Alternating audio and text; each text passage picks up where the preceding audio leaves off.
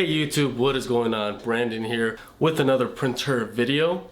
Today we got the Epson ET-2650 and we're going to be unboxing, setting up, and reviewing this printer, as well as providing some information on eco-tanks in general and my opinion of this printer here, the pricing, and all that information that you're looking for in this video. Hope that you stick around from right now until the end of the video so that I can share all the information I need to with you. And we're gonna open this box up. We're gonna see how the printer looks, how it feels, how to install the ink card, where they're actually now they're bottled ink that you're pouring into the printer. I'm going to show you how to do all of that, so stick around. This video is helpful for you. Make sure to like this video and subscribe, and make sure to visit my website bestprinterstech.com. But without further ado, let's go ahead and get right into the video. Okay, so we'll see what we've got in the box here. We've got a power cable along with a manual and a CD if that's needed for your desktop or laptop. And you also have the ink bottles, and this is new with the EcoTank, and of course you're aware of this if you're buying the EcoTank, that it's not the regular conventional cartridges. It is now going to be a bottle of ink. Okay, so we will now be setting up. You'll be powering it on, and I'm going to be going to take off some of this plastic here. So with this printer, you're going to be getting 2 years worth of printing, and that's of course if you are printing roughly 150 pages per month only. If you exceed that, of course, if you're doing double that, then it's really just going to last you 1 year. But Epson is priding themselves on ink lasting you for the 2-year duration. But also just keep that in mind, the 150 per month. All right, and now I'm going to be showing you how to install the ink.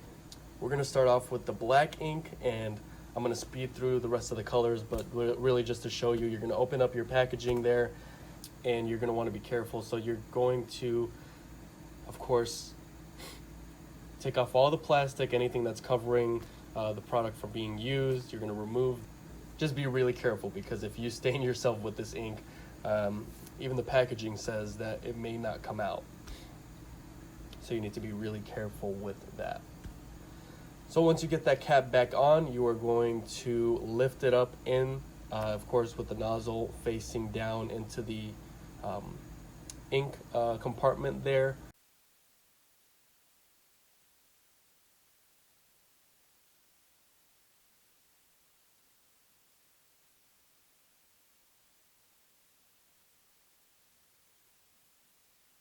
And if you see there, I laid down a towel because I got kind of nervous that I was going to get on my carpet.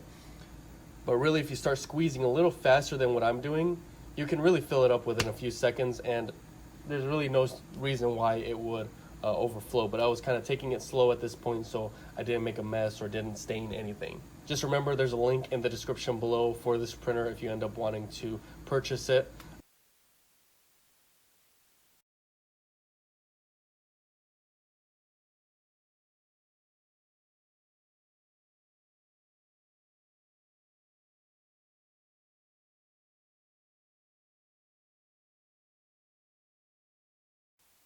What you're doing here is, once you have placed all the ink in, you're going to hold down the OK button. Just refer to the manual, make sure you do that, because this took me a little while to figure out actually. So you're holding down OK, and then you're pressing the start button.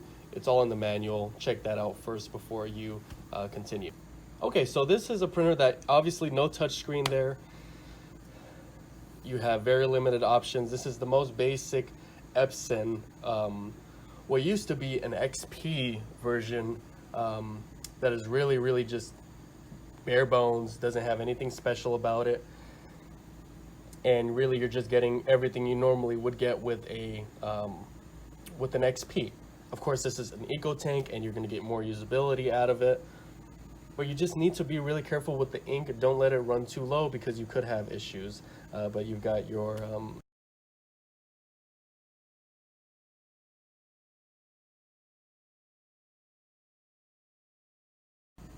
print head there, and you've got a little bit of a difference. You've got wires connected to the print head instead of just cartridges. And now you have your bottom paper tray here.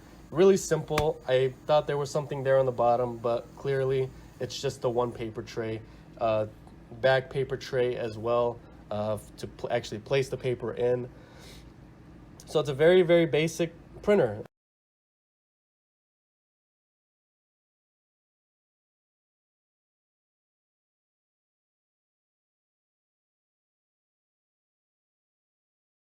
What you've got here, that is the ink compartments there that you need to fill up with your bottled ink. And that's really all that was added to this. It's a very light printer, really easy to move around. I really like that. So if that's important to you, then that's what is available with this printer. It's very light. You've got your SD card there, slot. And of course, if you're wanting to take print out photos, and you still have your USB there. If you still are using USB, of course, you can connect wirelessly nowadays. And we are now going to be loading the printer up with some paper and just printing a nozzle check.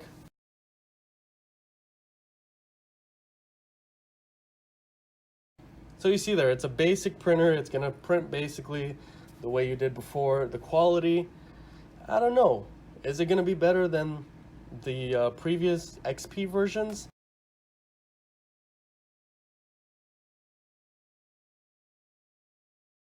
So this printer is currently priced at $179.99 if you use that link in the description below. And I feel like that is kind of a higher price, but of course you're gonna save on the ink.